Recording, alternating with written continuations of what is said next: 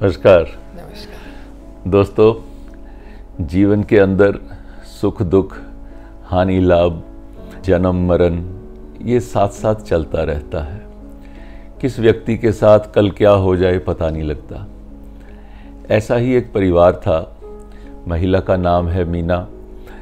उसके पति का किसी बीमारी की वजह से उसका देहांत हो गया। उसका बेटा वो 11 साल का है, बेटी 14 साल की है। इस महिला ने कभी भी घर से बाहर कोई काम नहीं किया, ना ही उसको कोई वर्क एक्सपीरियंस था। सडनली उसको लगा कि सारे घर की जिम्मेवारी उसके सर पे आन पड़ी है।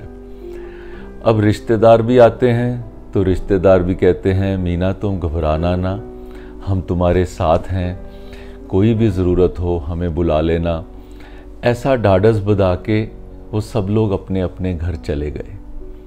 लेकिन मीना और उसका परिवार अपने आप में इस सोच में डूबा हुआ है कि अब आगे कैसे चलाना है।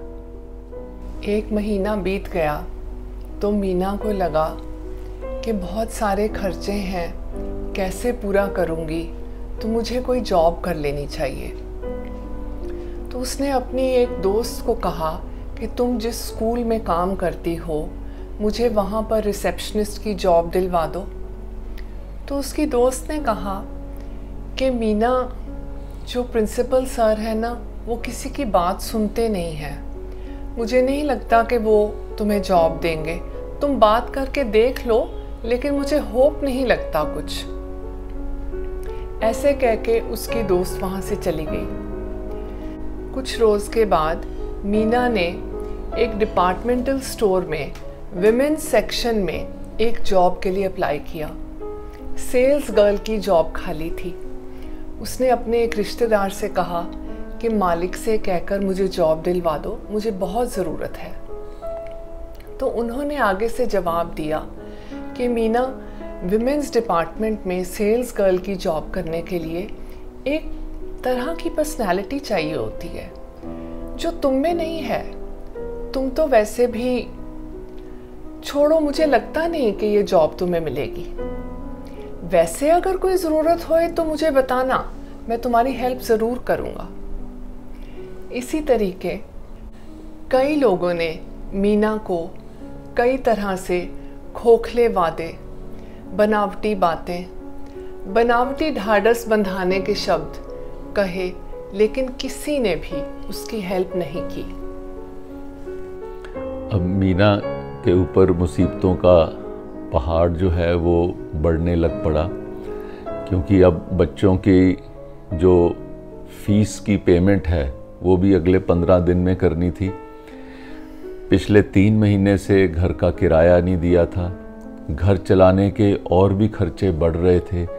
लेकिन मीना की सारी जो जमा पूंजी थी वो तो पति के इलाज के अंदर ख़त्म हो चुकी थी। अब मन ही मन परेशान भी। और एक रात वो अपने भगवान के साथ बातें करते हुए कि भगवान, ये क्यों मुझ पर इतनी मुसीबतों का पहाड़ डाल दिया, कोई भी मेरी मदद के लिए नहीं आ रहा। और वो रोते रोते वो सो गई। स्वप्न में उसको भगवान ने उसको दर्शन दिए और भगवान ने उसको आशीर्वाद दिया कि don't worry, I am with you, सब ठीक हो जाएगा। अगले दिन सुबह उसने जब अखबार देखा तो उसके अंदर एक एडवर्टाइजमेंट था। उस एडवर्टाइजमेंट में वॉक इन इंटरव्यू एक स्कूल के वार्डन के लिए रखी गई थी। मीना ने बड़े कॉन्फिडेंस के साथ, क्योंकि जैसे उसको रात को स्वप्न आया था, तो वो भगवान के दिए हुए कॉन्फिडेंस के साथ वो स्कूल में इंटरव्यू देने के लिए पहुंची।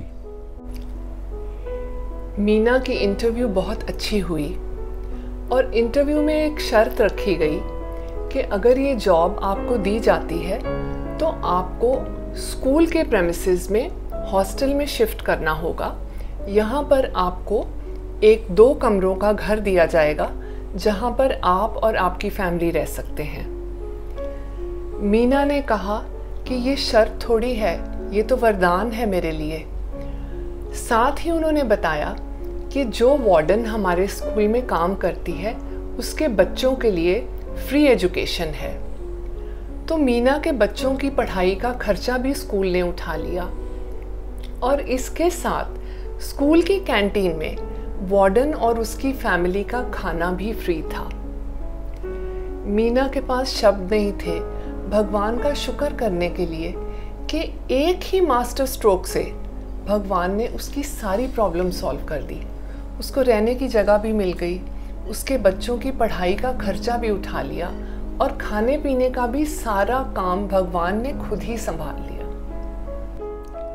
इस कहानी से हम सबको ये सीखने को मिलता है कि भगवान के प्रति प्यार, श्रद्धा और अपनी तरफ से सरेंडर, क्योंकि जब तक हम भगवान के आगे सरेंडर नहीं करते, भगवान भी शायद हमारी हेल्प करने के लिए तब तक नहीं आता।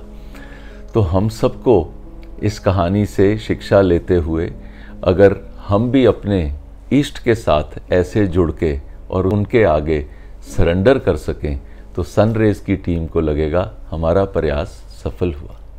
धन्यवाद। अगर आपने हमारे वीडियोस नहीं देखे हैं तो नीचे दिए गए किसी भी लिंक पर क्लिक करें और लॉग इन करें।